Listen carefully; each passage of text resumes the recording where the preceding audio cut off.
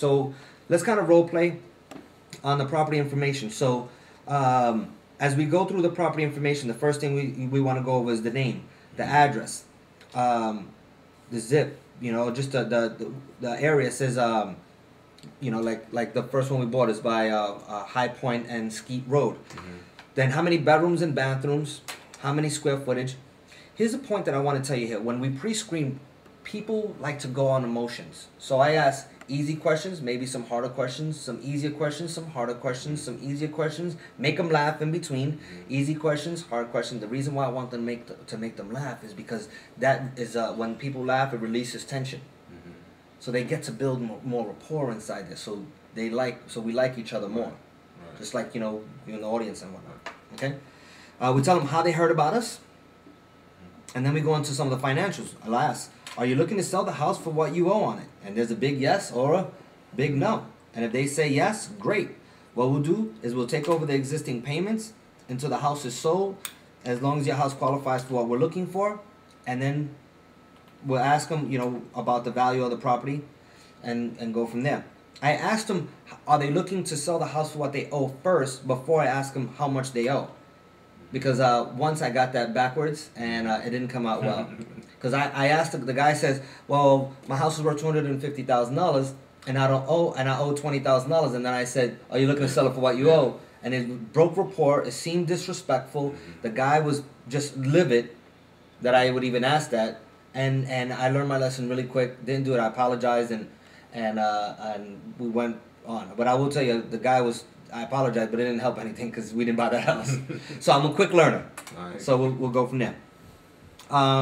We asked about the balances on the mortgages, first and second. How much are their payments? How much is their total payments? If they're behind, how many months? We asked about the taxes, the homeowners association, and how much this property may rent for, which is a very good point. And I'll ask them, how much would it rent for? And I may ask them, have you considered renting the property? Because if they considered renting the property, it just shows more validation that they're willing to play ball with us. Because if you're looking to sell and then you're looking to rent, and you're looking to do both, but you might have marketed to just sell, you can see the level of motivation there, right? Right. And then I'll ask, well, how much would you rent it for? Right. And then that would open a conversation of rent. I turn rental conversation into owner finance conversation.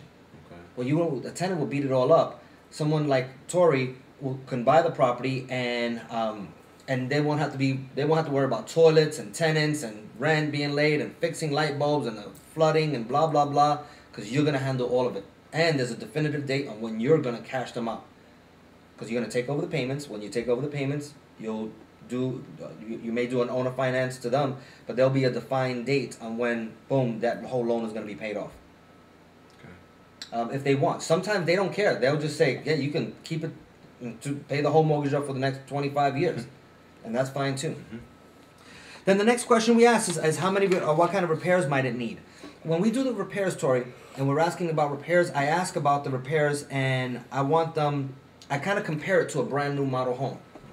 Okay. First, I ask 2-level questions. The first one I ask is, tell me about the property. What kind of repairs might, keyword everybody, might it need? I've had people like, what kind of repairs do you need? They're like, my house doesn't need any repairs. How dare you? Meanwhile, I've never seen the house. So I ask gently, and I say, what kind of repairs might the house need? And that has settled everybody. And they'll tell you exactly what it is. So then I take the notes there. Then I'll go and I say, what's the house? Then I come back to that same question the second time. And I say, let me ask you, if I was going to buy the house and turn it into a brand new model home, what would I need to do? Because see, the kitchen might be dated, and the bathroom might be dated, but it'll work fine. So they won't tell you that it needs repairs. But then they say a brand new model home. They're like, oh well, I probably would have to change the kitchen, or you probably would have to change the bathroom because it has the pink tiles all over the place and the powder puff blue, and it has it's built in 1970 and it's the same thing. So functionally is good, but to sell is not. Okay. So what you're doing there is you creating a mental picture of the product that you're buying. Right. So that helps to put some of the numbers together and your exit strategy together. Okay. Sounds good? Right.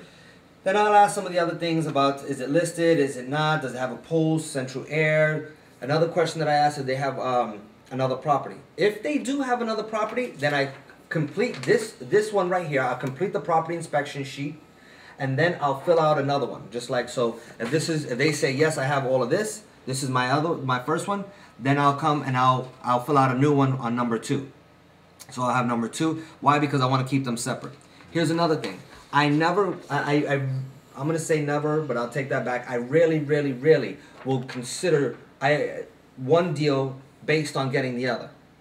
Okay. I want to hold. If this is a good deal, I'll buy this one. If this is not a good deal, I probably won't buy this one. If they say, well, you got to buy this one to buy this one, and at the end of the day, then I have okay money, I'm probably not going to do that. And the answer to this story, is that your marketing budget, the marketing to buy houses is so superior. Like right now, we're doing the extreme challenge. It's hard. It's harder. It's not hard. It's harder because we're not using any money. Right. But look at, with no money, how many leads we came across. We're here for 4 days.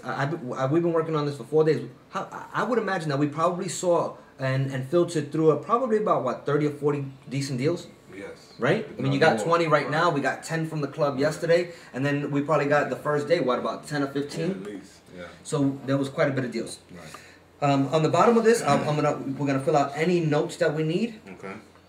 And that's pretty much it for here. But you need to fill the whole thing out. Okay. You understand what we got to do here? Exactly. You clear?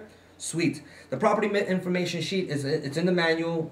So just make copies of it when you get your manual. And you have your manual. Just make copies as you need. You should have a bunch of them available all the time. Have them in your house. Have them in your car. So that when somebody calls you, you can pull over and get this information and make it happen. Sounds good. Sounds good? Sounds great. Let's do it.